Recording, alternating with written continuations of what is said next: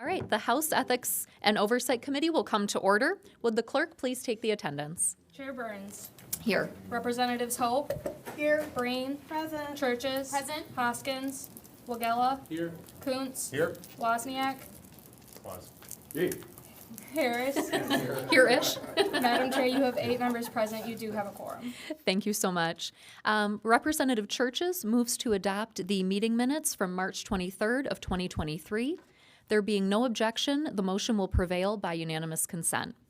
Welcome, everyone.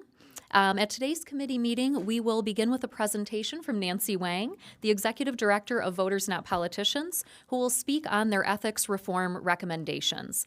Following the presentation, members will have time to ask at least one question each, and if time allows, of course, additional questions can be asked.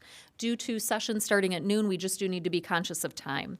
So at this time, I would like to invite Nancy to introduce yourself to the committee members and begin your presentation. And your microphone, yep, there you go. Thank you so much, and good morning. Thank you, Chairperson and the committee, for inviting us to be here today. I'm Nancy Wang, Executive Director of Voters Not Politicians, and I'm here today with Kim Murphy-Kovalik, our Director of Campaigns and of Advocacy. We are so excited to be here. I represent thousands of Michigan voters who are volunteers all over the state who are driven by that first line in our Michigan Constitution, that all political power is inherent in the people. We started with a campaign to end gerrymandering in Michigan, and it was all about bringing political power back to us and making sure that our democracy has the structural pieces in place so that our politicians' interests are aligned with the voters. And we see ethics and transparency as another area that makes sure that that happens. So, we know that the House has been working on, and leading on ethics and transparency for years. And now that there's political will in both chambers, we think that this is really exciting. And again, we have such an opportunity. And why I'm here today is for 2 things. So one is to, again, express my appreciation. And then secondly, I'm hoping that the House can continue to be a leader on policy. And so I wanted to highlight a couple of the things that we're hoping to see in the policy that aren't necessarily the things that are, talked about in the normal course of all of the different reforms that we need. Okay. Let's see, this is, okay, great. Again, so we can transform Michigan. 6 years ago, we've been around for 6 years, and we were in Michigan, one of the worst gerrymandered states in the country. And because of our Citizens Initiative, we are now the nation's model for how we do citizen-led, truly independent redistricting reform. And then we have shown in the last election and the election of all of you that we can truly have now fair elections where the will of the people governs. So worst to first. Here in ethics as well, we have the opportunity to be innovative and transformative for the state. We are right now the worst of the worst in 50 state surveys with respect to integrity in state government, laws that actually exist to promote a culture of accountability and service.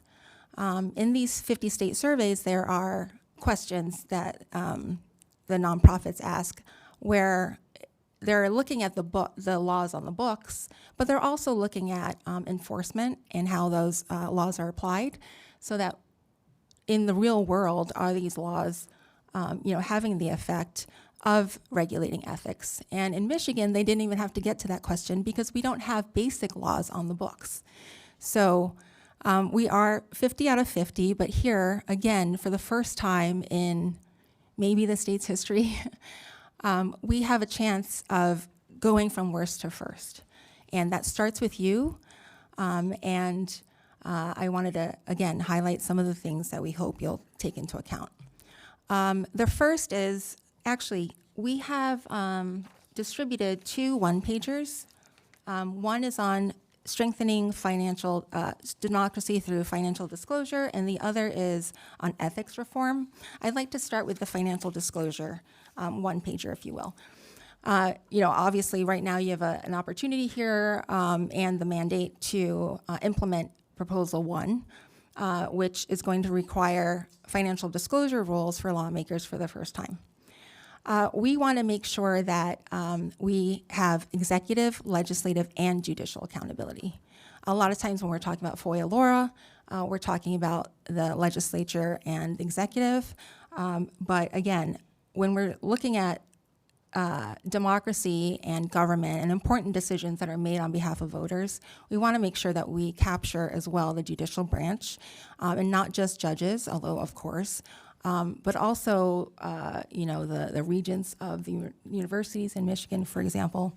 So in the in this first one-pager, you'll see examples of the other officials that really do need to be captured in a financial disclosure law. That's one. The second is personal financial disclosure, including donors to slush funds. This is something that has become increasingly a problem, and that can be dealt with and included in a financial disclosure law. We're talking about the, Shirky 1, 2, 3, 4, 5 nonprofits, Chatfield 1, 2, 3, and what should be disclosed is all of the amounts and the people that were solicited for money. Obviously, these 527s and nonprofits have been used to fund ballot question committees, and yet we don't know who is being asked to support these political actions that really are led and validated by our sitting legislators. So that's another thing. And then the rest of it is, all of these different areas that usually are discussed when we're talking about ethics and transparency. But I wanted to point out a couple of things, specific things about financial disclosure before we move on to transparency, et cetera. One is to make sure that all our financial disclosure requirements extend to the immediate family of the lawmaker and not just the lawmaker themselves. I think Prop 1, as it's written right now, only requires rules to apply to the legislator. And of course, that is just a loophole waiting to be exploited. Another also, and this is really important, this is the first and best opportunity we have to be really aggressive and, well, that's the wrong word, comprehensive, and to enact a set of rules that change the structure and the expectations of both the lawmakers and the voters when we're thinking about representative government. We want to make sure and that the laws that we're passing have longevity, so that we're not relying again on this particular moment where we have political support in the executive and both chambers of the legislature.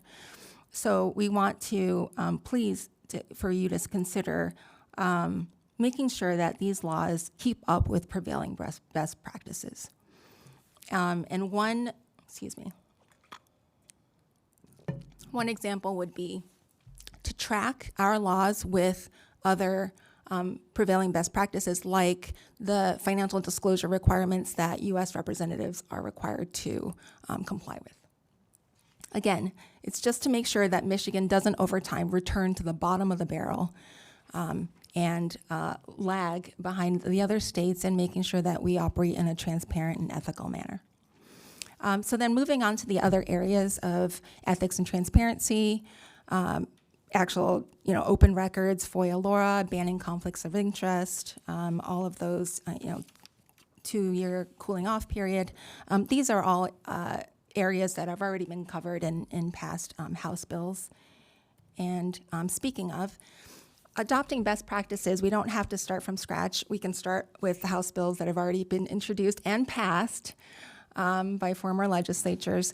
And certainly that is a key and common sense place to work. from where to start.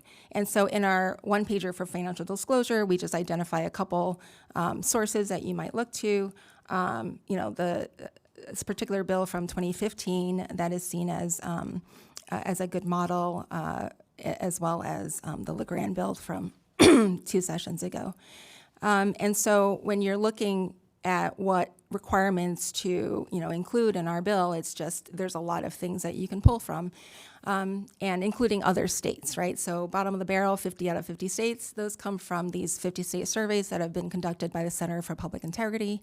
Also the SWAMP Index that looks at ethics commissions, truly independent ethics enforcement, as well as financial disclosure that index looks at. So you can look at, all of the 49 other states actually that do a better job than Michigan.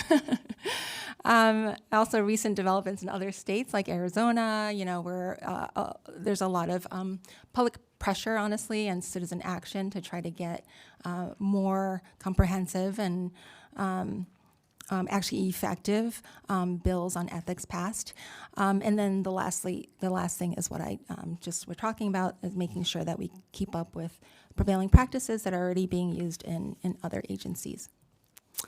These are just some examples of other states that I wanted to call your attention to for one reason or another. So Iowa is a really interesting case because the Center for Public Integrity did their surveys in 2012 and then 2015. And in 2012, Iowa was rated very low in terms of public record access.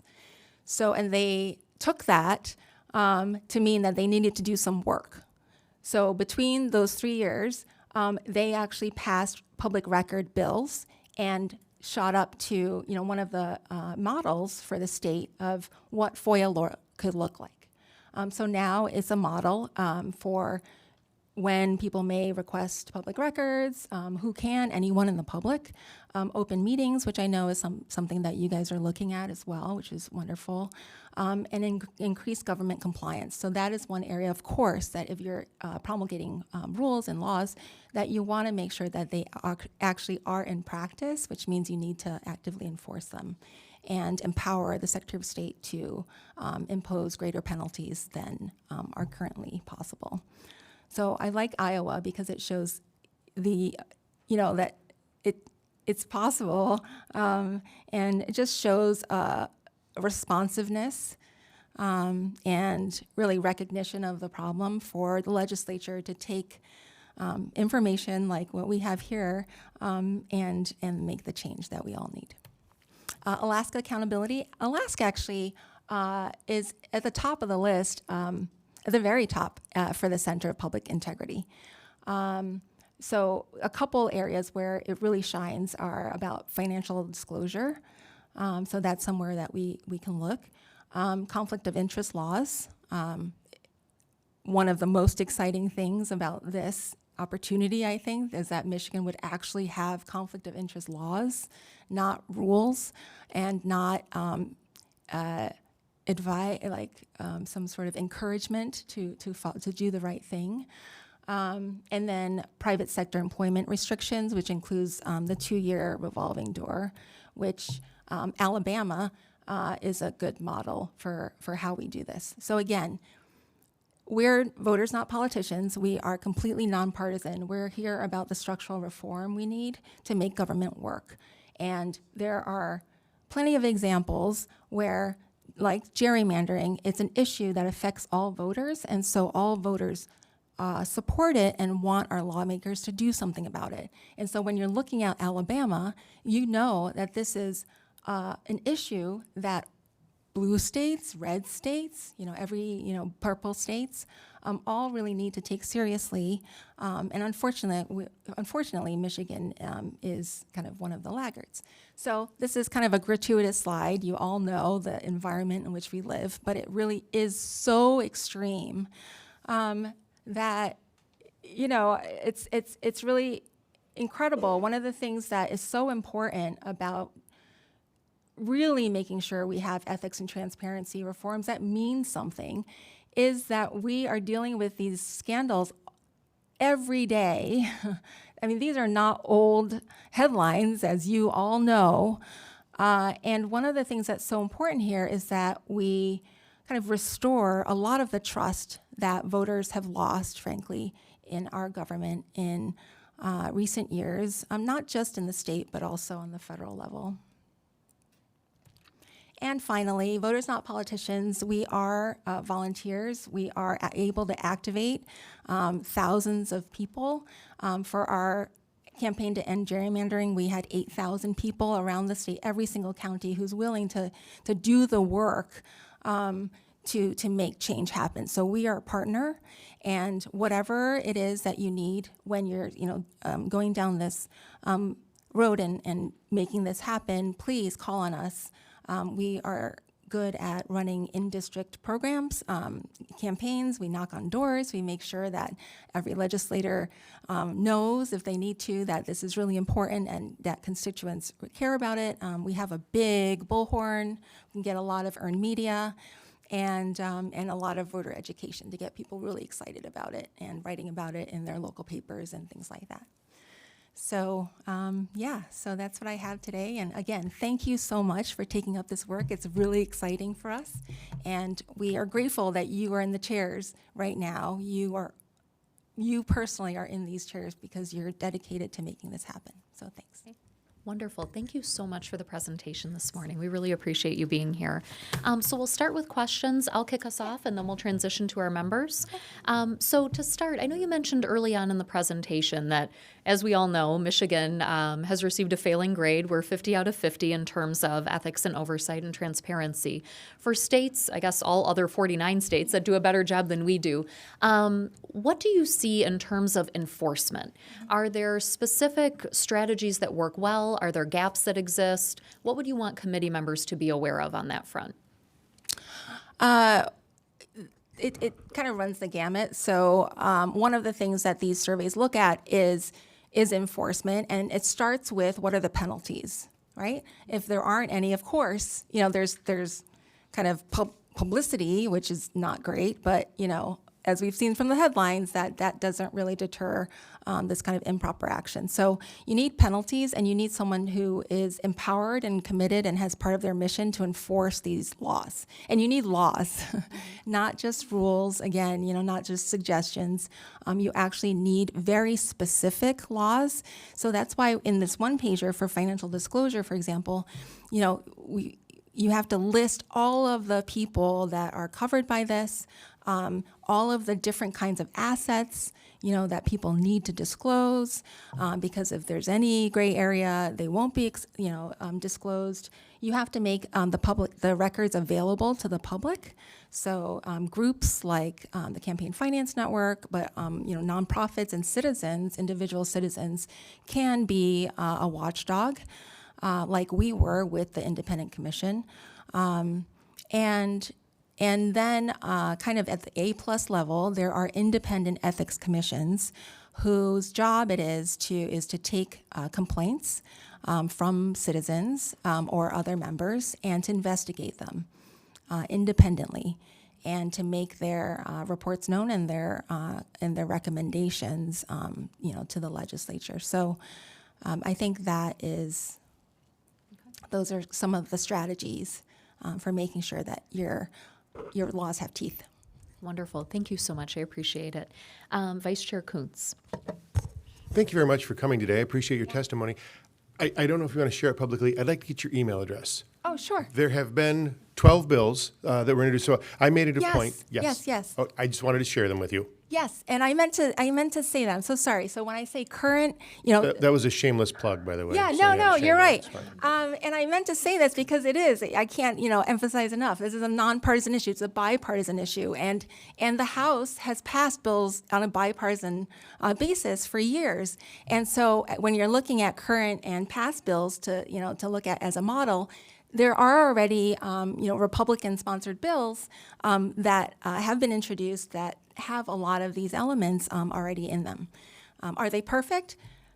Not in our eyes, but they're a great starting point, and the fact that there's this bipartisan commitment means a lot. I think it shows a lot to the voters. Great. So thank you. And it's Nancy, Nancy, Wait.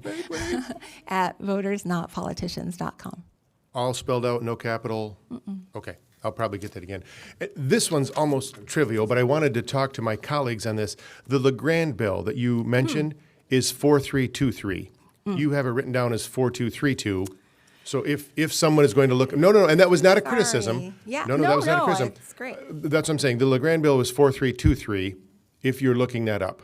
Thank you. So, Nancy at votersnotpoliticians.com. Exactly. Thank you. Thank you. Thank you, Representative. Representative Wozniak? Thank you, Madam Chair. Thank you for your testimony. Very, very enthusiastic. And we need to do something. But looking through your one-pager on financial disclosure, there's a comment about compensation is more than twice the statewide median gross income. Now, are you meaning individual gross income or household gross income, since both the elected official and their spouse has to report? And do you have any idea where that number is, whatever it is, right now? I'm sorry, I don't. And like I said, putting these, these recommendations together, we really are pulling from, these different sources of Prop 1 itself, and these bills that have been kind of introduced and, considered to be sort of a top standard. And I know LeGrand, Dave LeGrand was seen as a champion for ethics. He's a good friend, this house. but could you get back to me with that information? So, yeah, of course. Yeah, I'm happy to. All right. I don't have it And right if you here. see David, tell him I said hello. Okay. Likewise. Thank you, Representative. Representative Churches? Thank you. Hi. So I just want to make a quick comment. So I used to be a teacher before this, and when I'm in the community and I tell people, when I used to tell people I was a teacher, and now when I tell people I'm a politician, the warmth with which I am received is much different. There is a stark contrast Yes. between those two greetings now, and I think it has something to do with this. So and as a teacher, I always think whenever I'm planning lessons or units, I always look at the goal, right? We always want that assessment piece. What are we working toward? And it seems like, and I wanted to know if you had like something specific, but in an abstract way, you're holding us and our government for people to a higher standard. But do you think, and how would it be, is this going to make politics and policy more accessible to people as well? And in what ways do you see that? Like specifically, if I explain this to my constituents and I had to kind of give them a very brief, like 1 or 2 sentences to explain this, how would you and because I have my own opinions, Sure. but I have many. So I just wondered if you could kind of summarize it from your perspective. Thank you for the question. So I think I would step all the way back and say this is about making Michigan so that when anyone across the country is thinking about Michigan politicians, they think, yes, these are models for what it looks like to have a government, to have legislators who work for the people. This is where people feel confidence and pride. Everyone knows that there are certain states where you connect them with corruption, right? For generations. And honestly, unfortunately, I think Michigan is connected to these headlines. I mean, they're astounding and they're shameful. And we would love to see a system where we're proud and we trust, our voters trust, that you're working in our interest, which I think is why people look at teachers, right, in that positive light, because we know that what you're doing is for the kids. You're not there for your personal interest. You're not there to make yourself $5 million, after you leave office. And we would love to see politicians looked upon the same way.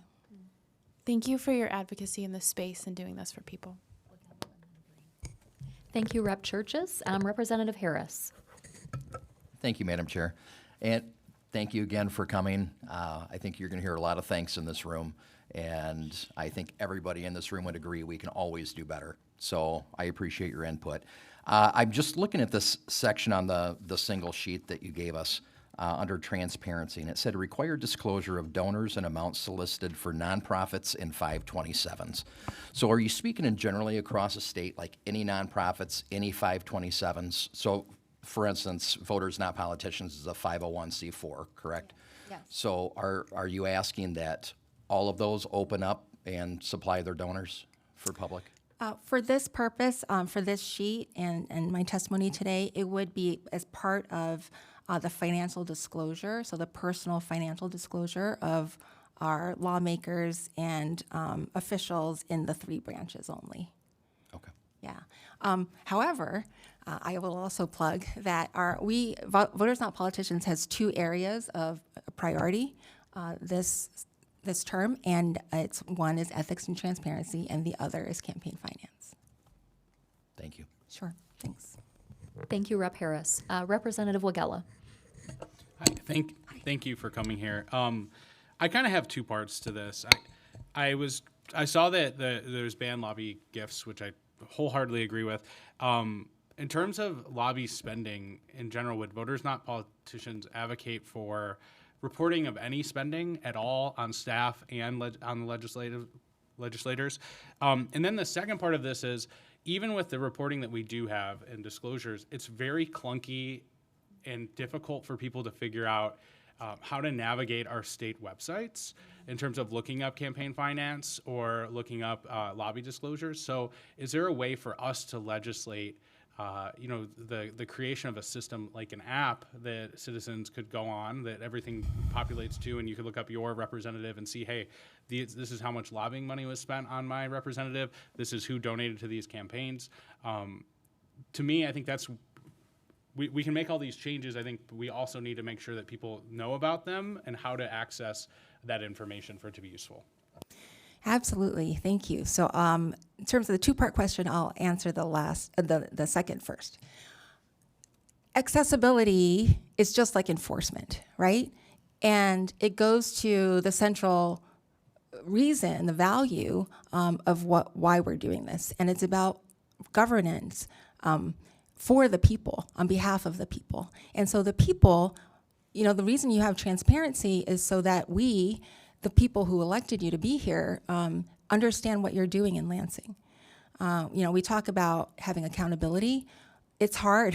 It's impossible, really, for us to understand whether you have conflicts of interest, who you're talking to, if there's no laws making it mandatory that you report them, right?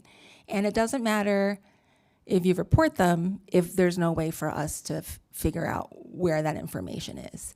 And of course, you can use kind of, this kind of obscurity, right, in order to defeat the entire purpose. And so what a lot of states do is they mandate easy public access to these records. And of course, what that looks like, it's not going to be in the Constitution. It's probably not going to be even in the laws, but it would be in the rules that are promulgated to implement the laws. Because obviously technology changes over time, but easy public access means actually easy. And sometimes they do require specifically online access. Another model you could look to is the Independent Citizens Redistricting Commission, where all of the information, actually the California Commission does this very, very well. All of the minutes, all of the exhibits they looked at are online, very well organized, so that anyone could see what happened that day and why decisions were made. Oh, and then there was the first part of the question. Would Voters Not Politicians recommend reporting all spending on offices and their staff for transparency purposes? Because right now there's a threshold, right? I think it's $67 or something like that.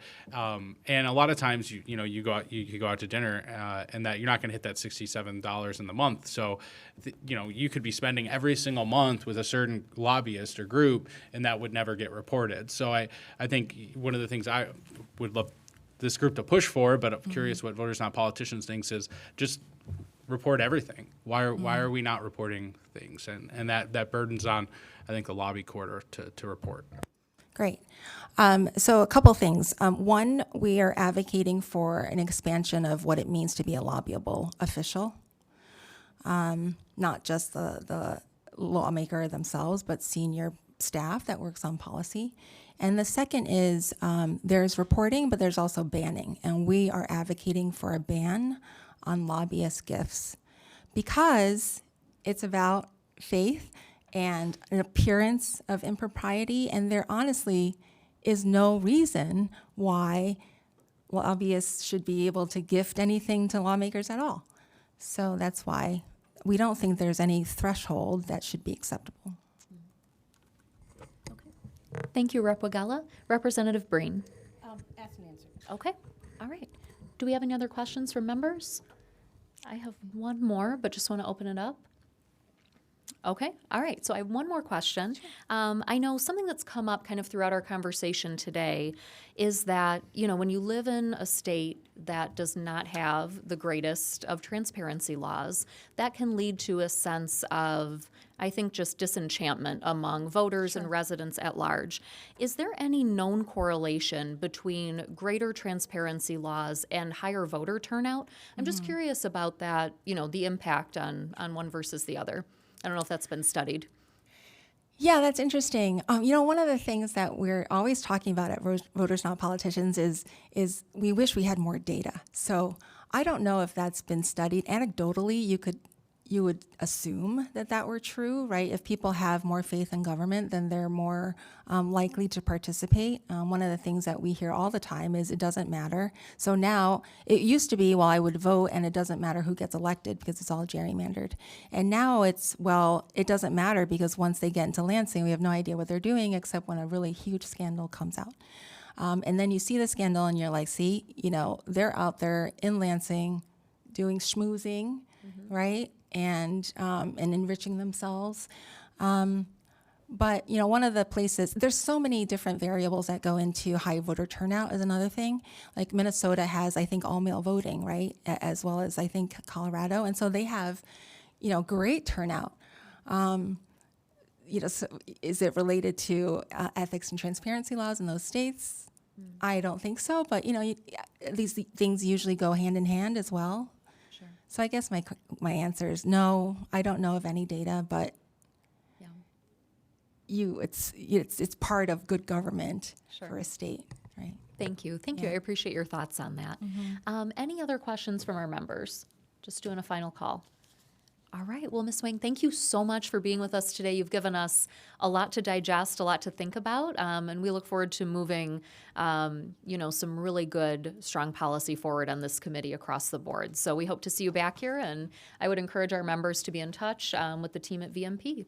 Thank you so much. Thank you. We really Nancy, appreciate it. Nancy, at votersnotpoliticians.com. That last plug. Thank you so much, and thanks to our members for the thoughtful questions today. We appreciate it. All right. Well, at this time, with there being no further business before the committee will stand adjourned.